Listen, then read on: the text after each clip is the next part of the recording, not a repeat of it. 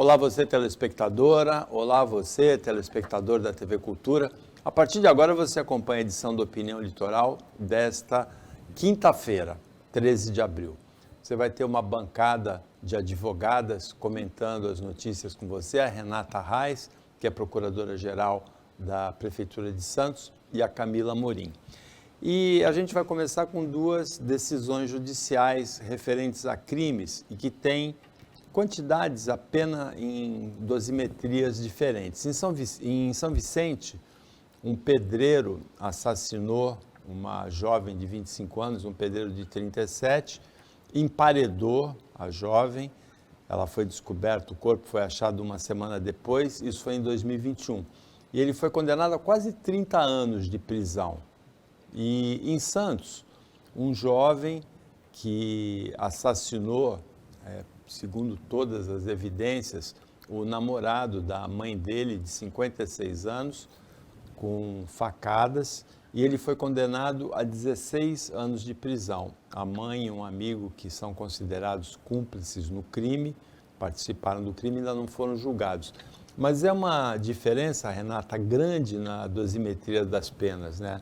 É lógico que existe agravante como a vítima não ter chance de se defender, crueldade, premeditação, mas uma condenação é 16 anos e outra é quase o dobro, 30, né? Boa tarde. Boa tarde a todos, boa tarde Camila, que está aqui com a gente.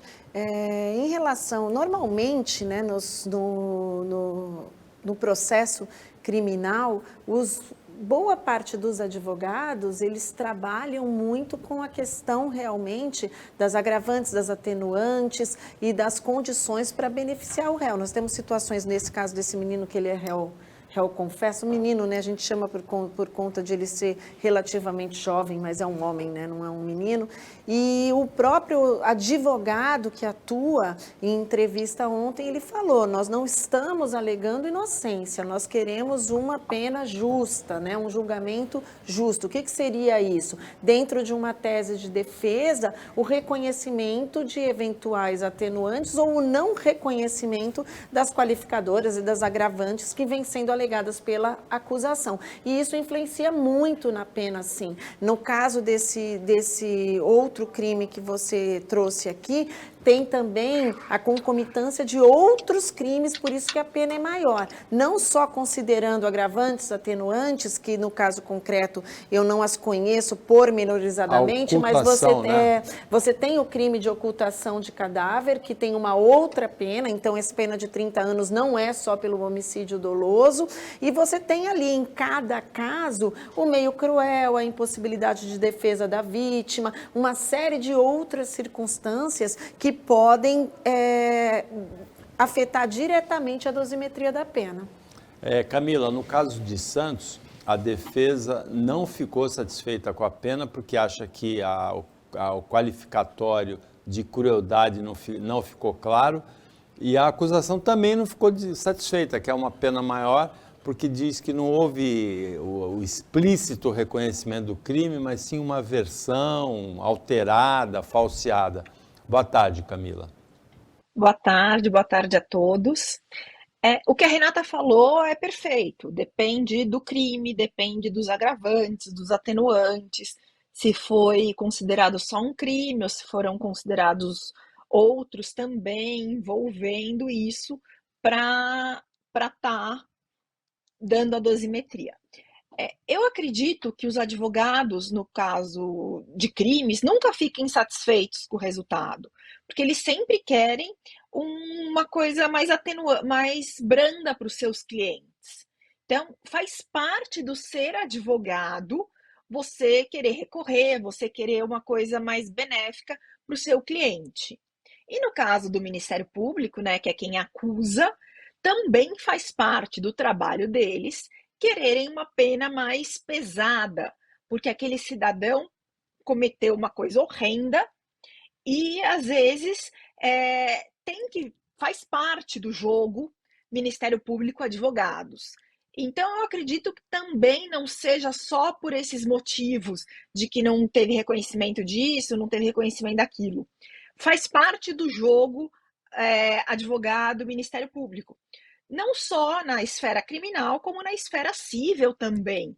Você quer sempre um benefício para o seu cliente e não quer que a outra parte tenha esse benefício, ou tenha uma coisa mais leve, mais branda.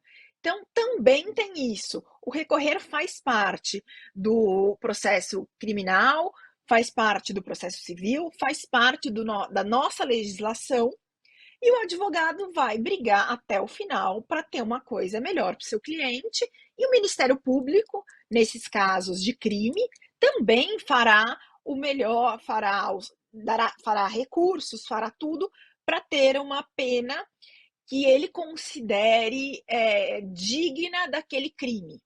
Na minha opinião, esses crimes têm que ter pena de 30 anos, sim. A pessoa tem muitos agravantes envolvendo isso. Não é normal alguém esfaquear, alguém ocultar um corpo, alguém matar, enfim, tem que ser pesada a pena. Mas essa é a opinião da Camila. O Ministério Público vai recorrer para que isso aconteça, essa pena mais pesada, e lógico que o advogado do acusado vai brigar para ele ter uma coisa mais branda. Faz parte do jogo da advocacia. Olha, e agora o assunto que domina as discussões praticamente no Brasil inteiro é a crise da insegurança nas escolas, que chegou também às faculdades, aos cursos universitários. Havia uma escalada desde 2002, desde o começo desse século, de casos aqui no Brasil. De agosto do ano passado para cá, isso se multiplicou, nesse ano virou exponencial. E hoje o pai, a mãe tem medo de mandar a filha e o filho para a escola, né? É uma situação de solução muito difícil, Renata. A gente não vê perspectiva de solução a curto prazo, porque são muitos fatores envolvidos, né? Com certeza a gente se sente numa filha insegurança. adolescente, A gente até brinca na internet, o brasileiro não tem um minuto de paz. A gente sai de uma e a gente entra em outra. E o que causa temor nas circunstâncias dessa situação das escolas é que você não é diferente de uma situação onde você tem até recentemente em cidades todo um crime organizado trabalhando por conta de uma determinada circunstância, como aconteceu recentemente na região norte, do PCC articulando uma série de ataques ali. Você tem uma organização criminosa trabalhando, né, executando ações por objetivos específicos, sejam eles por vingança, por represária a alguns atos determinados, ou mesmo para alcançar maior poder dentro dessa organização criminosa. Agora, já em relação à insegurança das escolas, é algo que é muito preocupante, porque é algo que vai se ramificando, vai se intensificando de uma forma em que você sequer consegue encontrar um motivo por trás disso criminoso, de qual é o bem pretendido por essas pessoas. Essas pessoas, elas estão pretendendo o quê? Notoriedade com base em crueldade, e isso vai passando, a gente sempre escuta, né? A gente tem que tomar muito cuidado, principalmente com a propagação dessas notícias e que causam verdadeiro temor, e quanto mais temor causa, você parece que infla o ego dessas pessoas. E você então tem que tomar muito cuidado com isso, porque a gente sabe, e não é novidade para ninguém, que a gente tem no nosso país, nessa imensidão que é o Brasil, a forma como funcionam as nossas escolas, a falta de segurança, como que ao longo dos últimos anos, das últimas décadas, vem progredindo, não essa violência que a gente está vendo agora de ataques, mas a violência cotidiana, dos jovens que se matam na porta da escola, dos jovens que ameaçam professores, que distratam, isso é todo um processo que vem ao longo de muitos anos crescendo, e que a gente precisa saber onde que está a origem disso daqui. Não é, lógico, precisa nesse momento procurar prender e parar essas pessoas que fazem parte dessas redes criminosas que estão fomentando isso.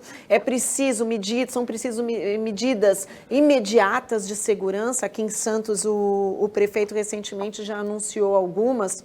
Porque não adianta você querer, neste momento de crise, só ir procurar a fonte. Você tem que ter as medidas imediatas e aquelas imediatas, para você tentar alcançar a curto, médio prazo algum resultado específico, mas você precisa trabalhar na origem, daí isso é um problema nacional de todo o país, eu diria até mundial. Aqui em Santos, algumas medidas foram anunciadas, intensificação das rondas da Guarda Municipal, houve conversas do prefeito com o governo do Estado de São Paulo, com a Polícia Militar também, para intensificar as rondas da polícia. O prefeito está anunciando agora, na semana que vem, o botão de alerta nas escolas, através de um aplicativo, contratação de segurança privada, mas e onde que está o fundo disso tudo? Educação, como tudo aqui no nosso país, educação. Tem vários fatores envolvidos aí, né? Tem a observação psicológica dos alunos em casa, também na escola, né? A contratação de psicólogos. Agora, a pesquisadora da Unicamp, Thelma Vinha, que quantificou os casos desde 2002, ela falou uma frase que resume tudo. A gente sabe que vai acontecer de novo, não sabe onde nem quando, mas sabe que vai acontecer de novo. E tem acontecido recorrentemente. Esses casos se multiplicaram nos últimos dias, depois da repercussão do assassinato daquela professora em São Paulo, há 15 dias, e depois daquele caso da creche em Santa Catarina, em Blumenau, do assassinato de 4 crianças por um assassino que pulou o muro com uma machadinha. Camila. Paulo, o que a Renata falou faz todo sentido, mas eu acredito que o assassinato, a facada, a arma na escola, atirar em crianças, seja o fim da linha. A gente tem um começo que eu acho que é da educação, como a Renata falou, mas também de uma transferência de educação. Eu acho que hoje muitos pais transferem para a escola a questão de educar. O papel da escola é educar, sim, mas é educar ensinando a matemática, a geografia, o português, o ler, o escrever. Esse é o papel da escola. Não é papel da escola educar no sentido de, não pode fazer isso, é melhor você fazer aquilo. Isso é papel de pai e mãe. E esse mundo que a gente está vivendo hoje, onde os pais precisam trabalhar, eles estão ausentes não por vontade, mas por necessidade. Então acaba transferindo para terceiros, seja para babá, seja para alguém que está em casa olhando essas crianças, esse papel, e também transfere para a escola. Então, como a gente está falando, o buraco é muito mais fundo do que só a segurança na escola. A gente estava lembrando agora, antes de começar o jornal, que na nossa época a gente tinha outros tipos de atividade. A criança ia para o clube, criança não ficava, a gente nem tinha celular, pelo menos na minha geração, quando eu era criança, não existia o celular. A televisão em si, a parte da manhã da televisão, era de desenho, era de brincadeiras, tanto que a gente tem a rainha, a Xuxa, que tinha um programa matinal diário voltado às crianças. Hoje, a televisão começa com um jornal que vai dando só notícias ruins, vamos dizer assim, e a criança ouve. Então, assim, precisa de uma atitude. Criança não acessa celular, criança não vê televisão. Eu não sou mãe, mas eu entendo também essa coisa de estar num restaurante, de estar em algum lugar, a criança fica irritada, fica, e os pais dão um celular. Mas é muito importante os pais estarem de olho naquilo que a criança está fazendo. É muito importante você a palavra faltando, você dá bronca na criança quando ela faz alguma coisa que não é certa. Então, assim, eu também sou a favor de não se dar revolvinho para criança, não se dar faquinha para criança, Porque de uma maneira ou de outra, você está mostrando que aquilo existe. Então, deixa para a criança mais velha, quando ela tiver total consciência do que é aquilo, e o pai e a mãe explicando. Isso é de brinquedo, é para jogar aguinha, não é para você ter outras ideias. Hoje, os jogos de videogame são violentíssimos. Você mata a pessoa, você dá facada em pessoas. Então, ao meu ver, não é uma questão só de segurança pública. O nosso ministro Flávio Dino, da Segurança Pública, liberou agora uma verba de 150 milhões para as rotas nas escolas. Esse dinheiro é nada perto do tamanho do Brasil. E outra coisa, o que está acontecendo agora vai gerar, sim, ataques de ansiedade, um medo de ir à escola, um medo de fazer as coisas, não só nos pais, como nas crianças. Por quê? Porque eles estão vendo todas essas notícias que têm sido veiculadas, do atirar na escola, do atirar nisso, do atirar naquilo. Então, assim, além de tudo, a gente ainda vai estar fazendo uma geração com crises de ansiedade, com crises de medo. Então, também vai afetar a questão psíquica da criança. A gente precisa ter um grupo de estudos, fazer alguma coisa para cortar esse ciclo. Eu acho que, assim, seria o começo, para depois a gente começar a ter um resultado, e como a Renata falou, não é a curto prazo. A situação é complexa, é uma crise assim de grandes proporções, talvez a crise mais importante pela qual que o país enfrenta hoje, e sem perspectiva de solução imediata. A Renata falou muito bem, tem medidas de enfrentamento urgente, mas precisa também de medidas de enfrentamento, de prevenção de médio e de longo prazo. A gente não sabe o que fazer ainda. Opinião para o intervalo bem rapidinho, fica com a gente que a volta é rápida.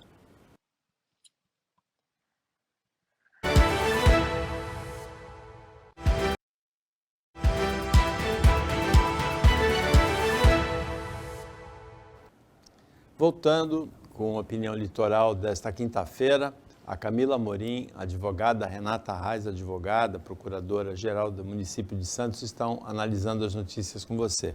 Tem uma notícia que é interessante pela similaridade. Em Bertioga vai haver shows, uma série de shows agora. Primeiro aniversário da cidade, que é em maio, tem show do Alexandre Pires com o Seu Jorge, tem show do Padre Fábio de Mello.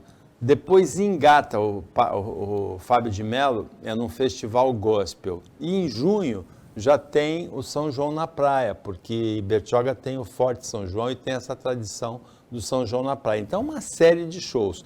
Eu lembrei de Cubatão, porque o Ministério Público de Cubatão entrou com uma ação contra a realização de shows. O aniversário de Cubatão foi no domingo passado, 9 de abril. Houve até um episódio em que o prefeito dedicou uma música lá, Boate Azul, aos cornos de Cubatão. Um episódio até meio engraçado, chulo, né? Estranho. Será que em Bertioga pode acontecer do Ministério Público querer evitar essa série de shows? Também que em Cubatão a Justiça não deu razão para o Ministério Público. Poder querer, pleitear, eu sempre se fala, né? Advogado pode pedir o que quiser. E o Ministério Público, eles são os advogados da sociedade, né? Defendem nessas situações os interesses da sociedade, o interesse público, os interesses coletivos. O que acontece é o seguinte, toda a questão relativa à realização desse tipo de evento em cidade tem a ver, lógico, primeiramente com o dispêndio de dinheiro público, isso é uma questão importante, com festividades, que daí existem entendimentos divergentes do que é promoção pessoal, da pessoa, do prefeito, e o que é realmente o interesse coletivo na realização daquele evento, mas tem também questões geográficas, questões de localização, onde o evento vai acontecer. Então, a gente tem também formas de atuação do próprio Ministério Público. Eu sempre falo assim, aqui em Santos, o Ministério Público é bastante atuante e muito rigoroso.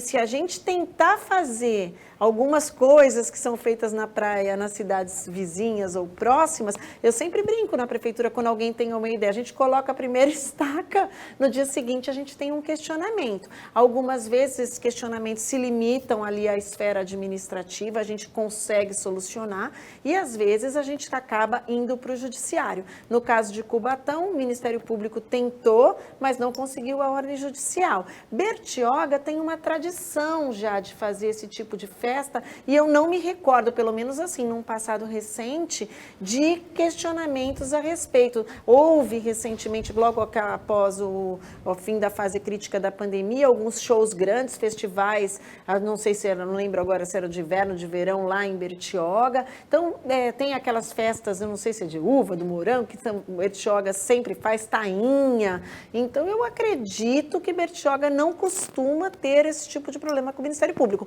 Mas, se o Ministério Público encontrar algo que possa ser apontado, pode ser questionado com facilidade. Então, Camila, tem uma questão aí que envolve as atribuições. A programação do show para as comemorações da cidade é uma atribuição do Executivo, que foi eleito para isso, a decisão é dele. Você questionar, o Ministério Público pode e deve comparar o cachê pago por uma prefeitura para um artista com o cachê que ele ganha em outras apresentações sem ser de prefeitura. Isso é claro, para evitar o superfaturamento. Mas a decisão de comemorar com o show do artista, a decisão é do prefeito, da administração, não é uma decisão que caiba à justiça ou ao promotor, não é, Camila? Paulo, eu entendo que seja, porque o executivo tem alguns limites. Se o Ministério Público suspeita ou tem algum indício de que esses limites possam estar sendo ultrapassados, é o dever dele entrar no judiciário e ir atrás disso. Então, assim, tudo tem limite. O executivo não pode fazer o que ele bem entender. E o Ministério Público, né, tá aí para isso, para fiscalizar todos nós, inclusive fiscalizar a prefeitura do que ela está fazendo. Então, assim, é toda uma logística, como a Renata falou, que envolve grandes eventos. Então, se o Ministério Público suspeita que aquilo pode trazer qualquer tipo de problema para a cidade, ele tem o dever, sim, de contestar o executivo. Tanto que a gente são poderes separados e tem a fiscalização. Então, é papel do Ministério Público também ficar de olho para ver se não está ocorrendo o superfaturamento, como você falou, ou se aquilo não vai prejudicar a cidade no sentido de fazer uma rota que atrapalha, sei lá, uma área residencial, ou se aquilo não vai fazer um acúmulo de pessoas numa área errada. Então, assim, o Ministério Público tem, sim, esse dever de estar olhando bem de pertinho o que está acontecendo. Particularmente, eu não vejo problemas, eu não conheço os detalhes desse projeto, mas eu acho que na fase que nós estamos, a população, não só de Bertioga, mas todos nós estamos precisando de uma válvula de escape, porque a gente está vivendo uma coisa muito ruim há muito tempo. Então, dar um atrativo à população, desde que não infrinja nenhuma regra, nenhuma lei, nada, eu acho muito legal, sim. Eu acho que deve acontecer. Mas o Ministério Público tem que ficar de olho. Tem muita coisa que precisa ser estudada na programação, como disse a Camila. Tem o impacto urbano, tem a questão do meio ambiente, tem a questão da perturbação do sossego, né? Porque pode ser um local em que... E tem o superfaturamento, né? Além da promoção pessoal, né? Exatamente, fazendo um cotejo com o que você disse, com o que a Camila explicou, há limites legais para a atuação de todo mundo, né? No seu âmbito de atribuições. O Poder Executivo, ele tem uma discricionariedade, que a gente chama, para eleger aquilo que ele quer executar. Então, o Ministério Público não pode dizer se é melhor a Ivete Sangalo ou a Cláudia Leite. Essa escolha, o Poder Executivo tem a liberdade de fazer e escolher o que é melhor para a sua programação, no caso aí do aniversário da cidade. Mas essa atuação do prefeito, do Poder Executivo, não é ilimitada. Como a Camila falou, ela tem os limites legais que são passíveis de fiscalização. E é por isso que existe todo um regramento que você tem que observar dentro do Poder Executivo para fazer essas contratações, para realizar esses eventos. Fora, lógico, a questão de, como você falou, sossego público, a questão urbanística, que a própria geografia da cidade, o lugar escolhido para realizar o evento é que vão indicar se ultrapassou ou não os limites. Quer dizer, se a prefeitura preferir o Wesley Safadão do que a Anitta, o Ministério Público não tem que se meter. Eu creio que não. Eu acredito que não. Um outro caso desse tipo, tem alguma semelhança, é da deputada federal Rosana Vale, Renata, do PL. Ela entrou com um projeto para sustar a vigência do novo marco legal de saneamento. Ela não gostou, tem um ponto que irritou ela, a Rosana Vale, que é a questão da estatal poder ser contratada pelo município sem licitação. Então, Paulo, na verdade, eu li muito essas notícias, não só em relação à indignação da deputada, mas também em relação aos decretos do presidente Lula, para a gente tentar entender aí o que acontece. Para mim, está tudo errado. É um vício procedimental de tudo quanto é lado. Quando a gente faz faculdade de Direito, a gente aprende um princípio que se chama princípio do paralelismo das formas. Aquilo que você faz por lei, você altera por lei. Aquilo que é matéria de decreto, você regulamenta por decreto. E para isso existem limites legais e constitucionais de atuação, mais uma vez que, a meu ver, estão sendo desrespeitados. O Marco do Saneamento é uma lei mais antiga, que em 2020 foi totalmente reformulada no governo Bolsonaro, passou por um processo legislativo, Câmara, Senado, que é o Congresso, que é o órgão responsável, poder responsável por fazer as leis no país, e criou-se novas regras, principalmente, trazendo para dentro do marco de saneamento a questão do lixo, que antes não estava, era só questões de saneamento. Hoje a questão de coleta de lixo, resíduos sólidos nos municípios também entrou dentro do marco do saneamento. Com essa mudança, criou-se ali o que a gente chama de vacatio legis, períodos em que as pessoas têm, para se adaptar ao novo regramento. O que o Lula fez? Independentemente, eu não vou entrar no mérito da intenção, ou se é melhor ou pior aquilo que ele está fazendo. Para mim, errou o presidente, porque o decreto regulamentador dessa lei, que o presidente Lula poderia editar, é um decreto para regulamentar, como o próprio nome diz, a lei que está em vigor. Que já existe. Ou seja, como eu vou executar esta lei? Não é para mudar a lei. O decreto não tem. Então, para mim, mas também discordo da Rosana Vale, não também do mérito e da intenção dela, mas da forma. Daí vai procurar o decreto legislativo para suspender o decreto do presidente, quando, na verdade, quando um decreto é inconstitucional, a ação cabível é a ação direta de inconstitucionalidade. Então, você tem que buscar junto ao Supremo a inconstitucionalidade do decreto do presidente. O marco do saneamento não está na Constituição, ele é lei. Ele é lei, só que acontece o seguinte, na nossa Constituição,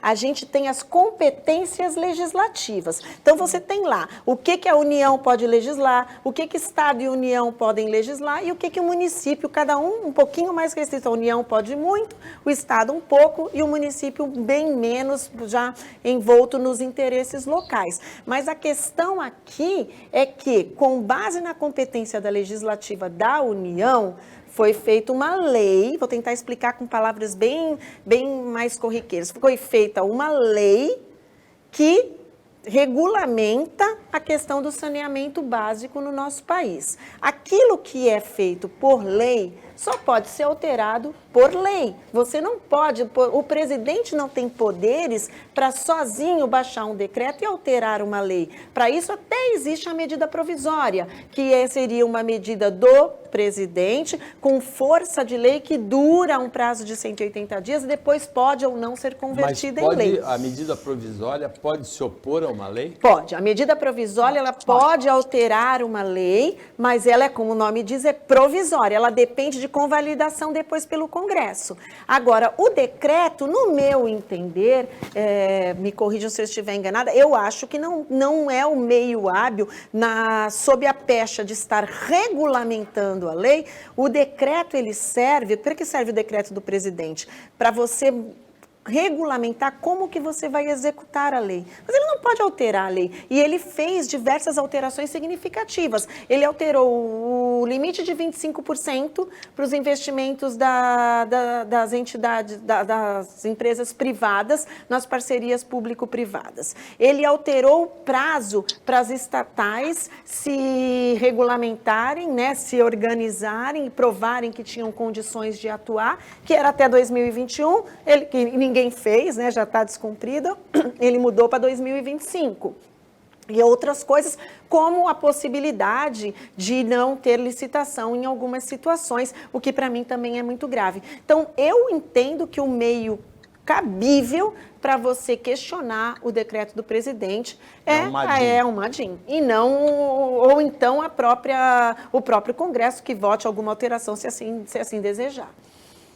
Camila, se você receber um pedido de assessoria da deputada Rosana Vale, você daria esse mesmo conselho que a Renata Arraes, uma ADIM, ação direta de inconstitucionalidade?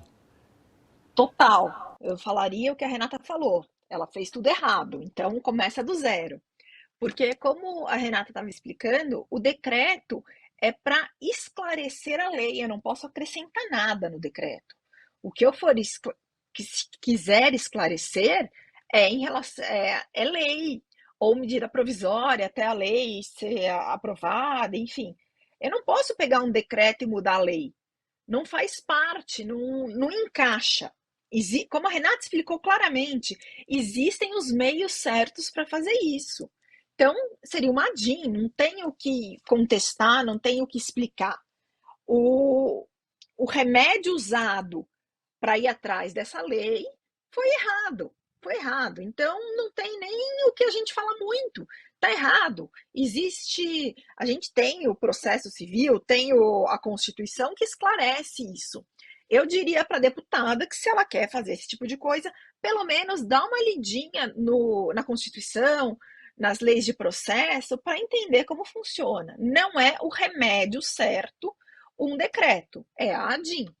Não tem o que a gente discutir. Tanto que eu espero que ninguém mais faça esse erro, que brequem ela logo, porque só me falta o decreto mudar a lei.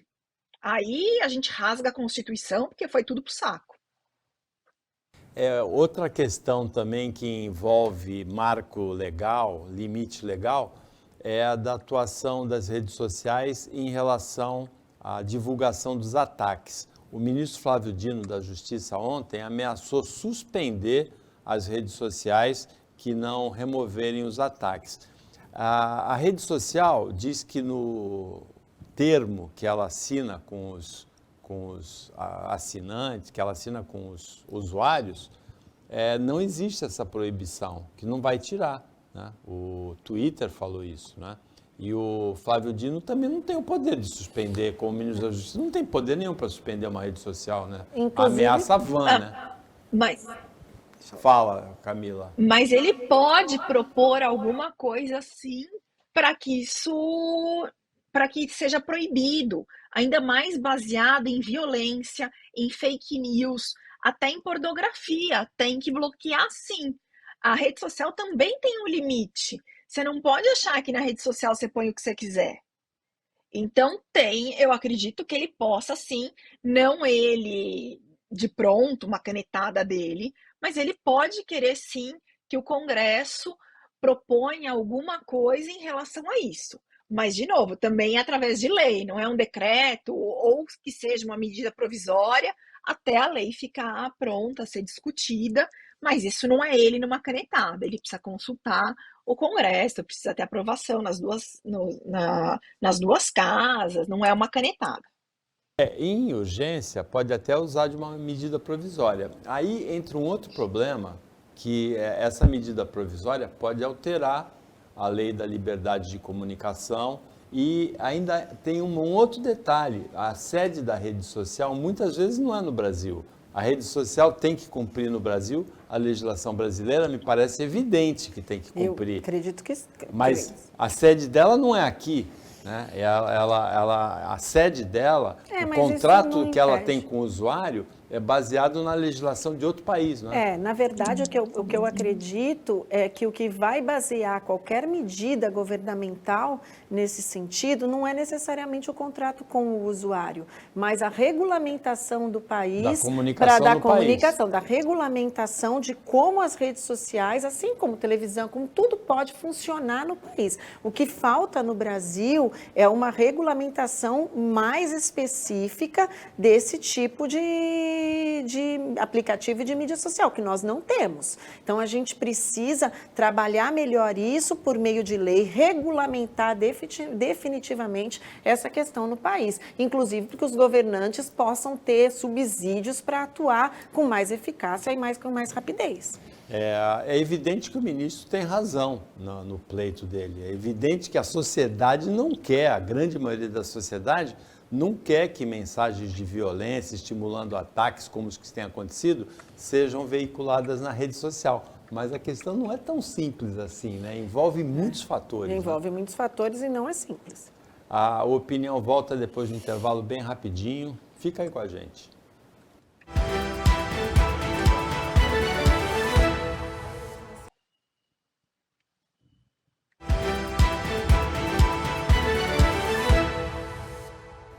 Voltando com a opinião litoral, agora é o último bloco dessa quinta-feira. A Renata Reis e a Camila Amorim estão analisando as notícias com você.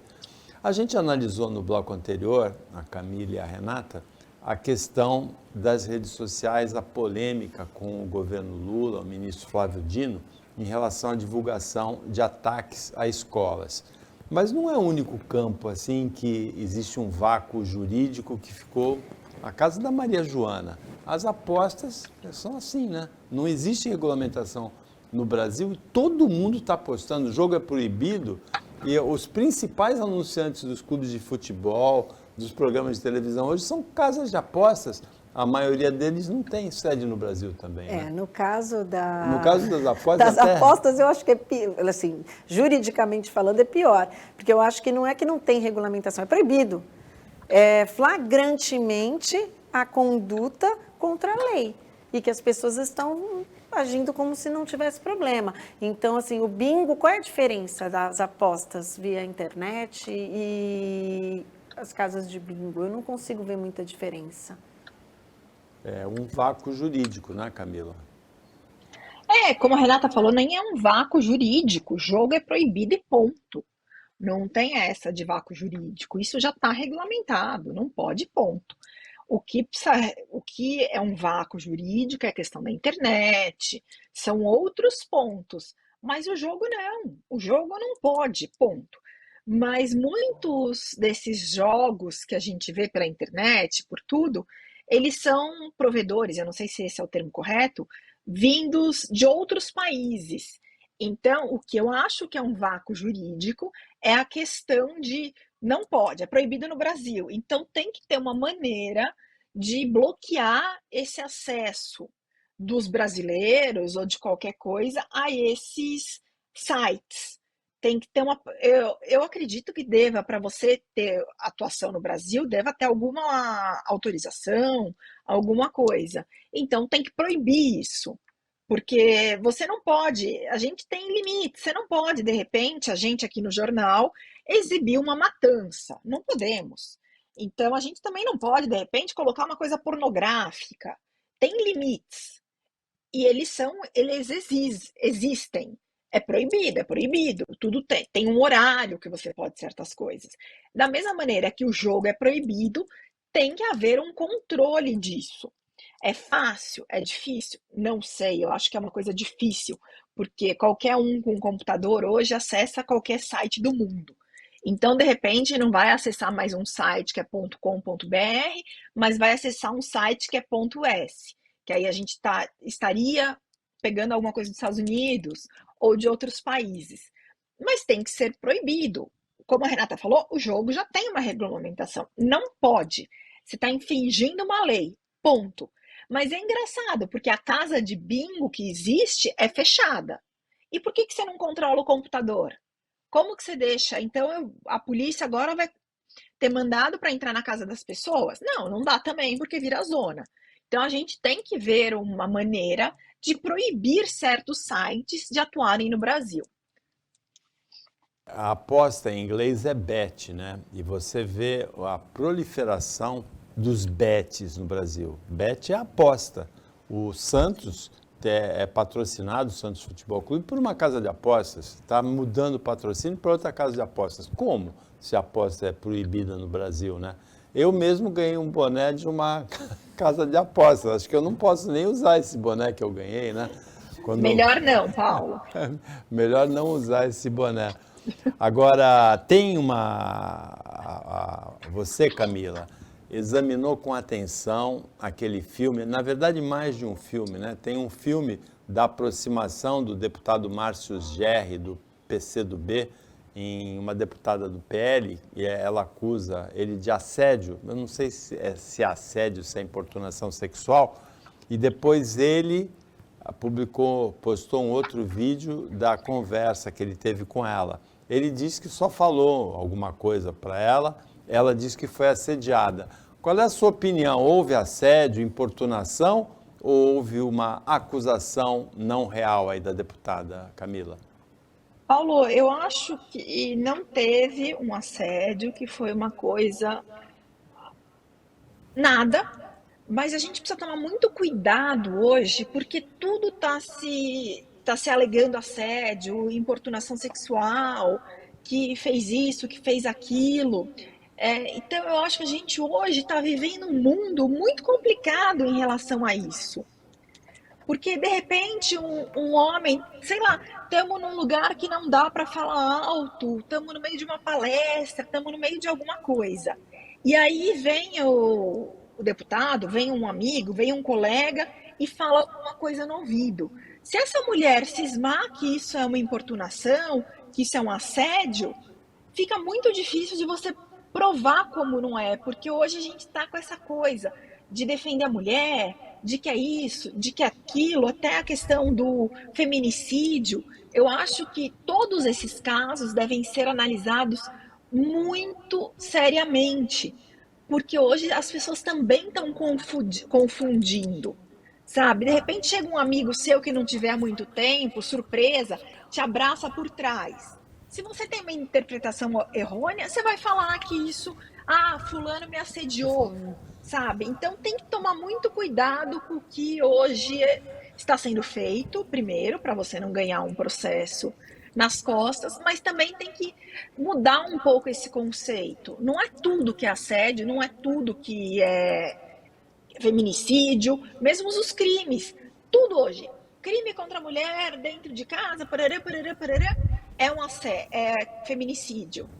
Então, eu acho que a gente está vivendo um mundo de extremos, como a gente falou agora há pouco. Eu fui criado numa época em que existiam muitas anedotas, muitas frases, muitas brincadeiras que eu evito completamente para não me dar mal.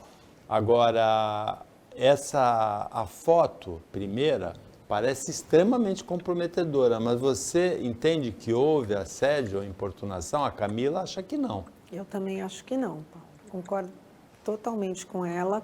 A gente, hoje, o fato de você ter acesso à imagem, vídeo, de tudo, ele facilita a acusação, mas também pode facilitar a defesa, que eu acho que é exatamente esse caso.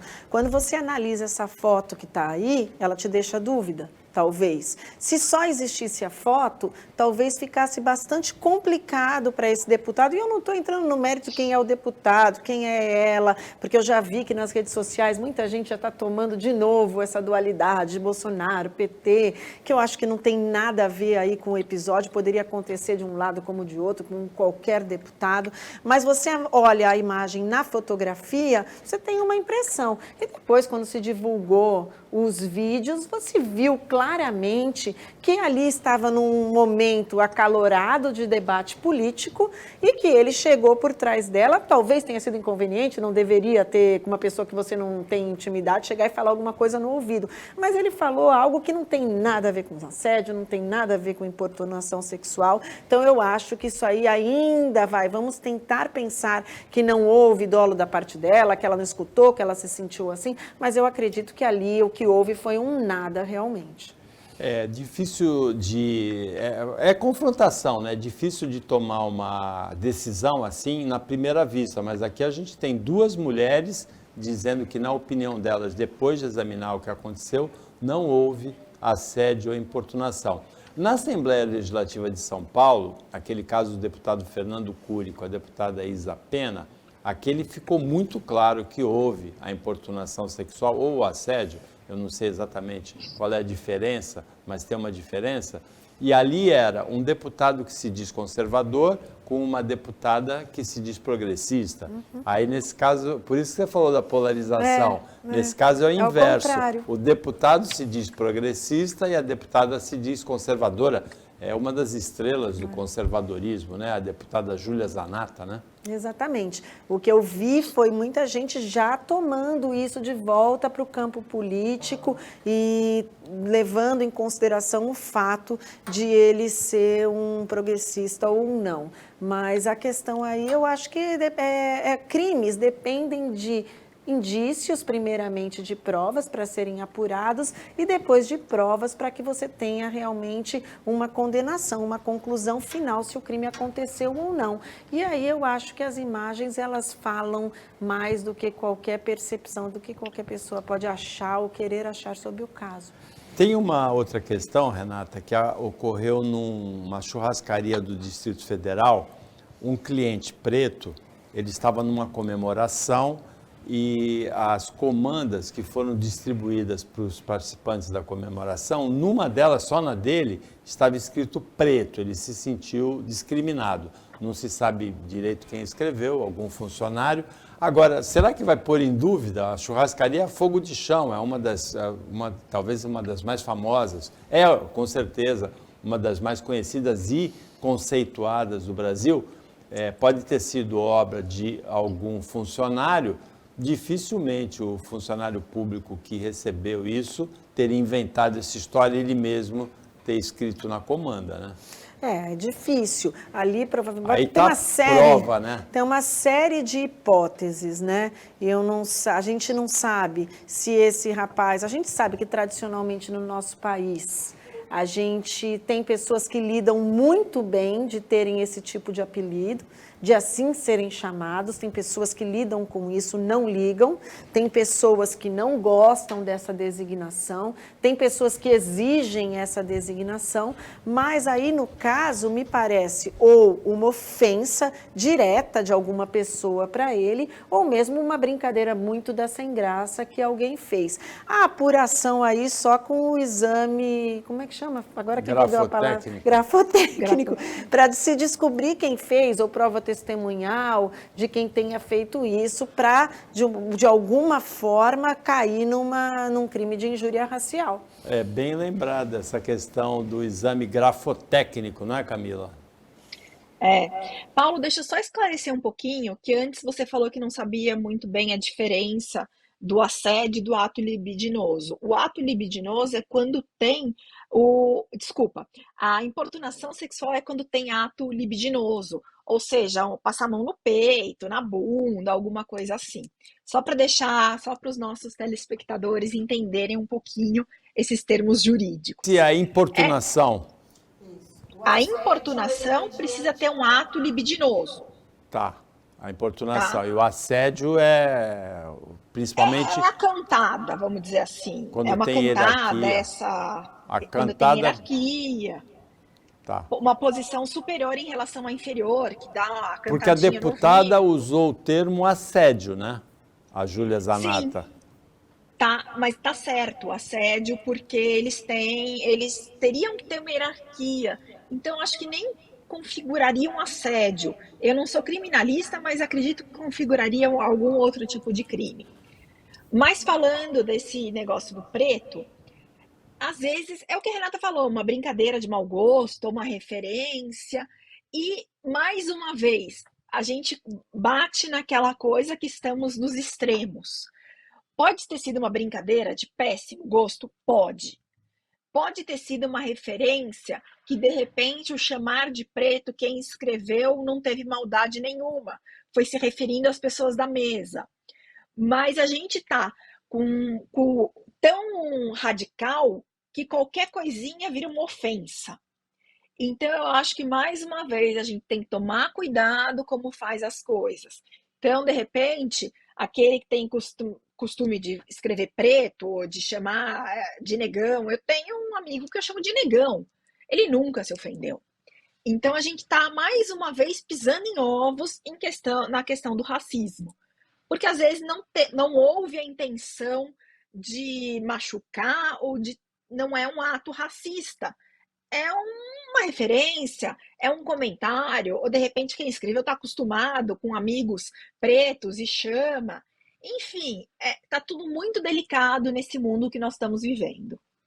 O Santos Futebol Clube, há 20 anos, tinha um zagueiro que o nome dele na escalação era Preto.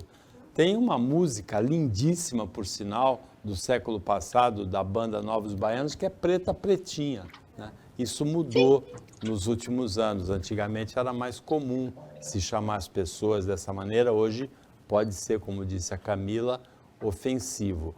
Agora, de qualquer maneira, hoje eu vi uma participação de um ouvinte da Jovem Pan no Jornal da Manhã que achei muito interessante. Ele falou que quando perguntam a cor dele, ele fala assim, a minha cor é a brasileira. Porque quem mora no Brasil, e principalmente as famílias que estão há muito tempo no Brasil, tem a miscigenação. A gente não é nem puro índio, que seria o vermelho, né, que eram os nossos antepassados aqui, os que ocupavam o Brasil quando houve a chegada dos portugueses, nem tão claro como são os europeus, nem tão negro como são os africanos, é tudo misturado, né? Então o racismo do Brasil, o racismo é sem sentido em nenhum lugar no mundo, porque a raça é humana, né? Não tem uma raça de um tipo, uma raça de outro, são etnias, mas a raça é humana. Agora, no Brasil é mais absurdo ainda, né? Porque nós somos da cor brasileira, né? Que é uma cor misturada. A gente fala ou é o preto desbotado, ou é o branco escurecido, mas a nossa cor é essa, né? É uma mistura de tudo, né? Não tem muito sentido dizer que, sei lá, colocar preto lá no comando, né, na comanda do cliente da churrascaria. Chegamos ao final do Opinião Litoral, agradecendo muito a participação como comentarista da Renata Reis, da Camila Amorim, aqui abrilhantando essa bancada feminina, abrilhantando o Opinião. O trabalho da equipe técnica e de jornalismo do Sistema Costa Norte, agradecendo a você que acompanhou a gente mais essa edição. Até amanhã, nesse mesmo horário de 15 para 1, e uma ótima segunda metade de quinta-feira para você que você merece. Se você assistiu na reapresentação, pouco depois da meia-noite, boa noite e até amanhã.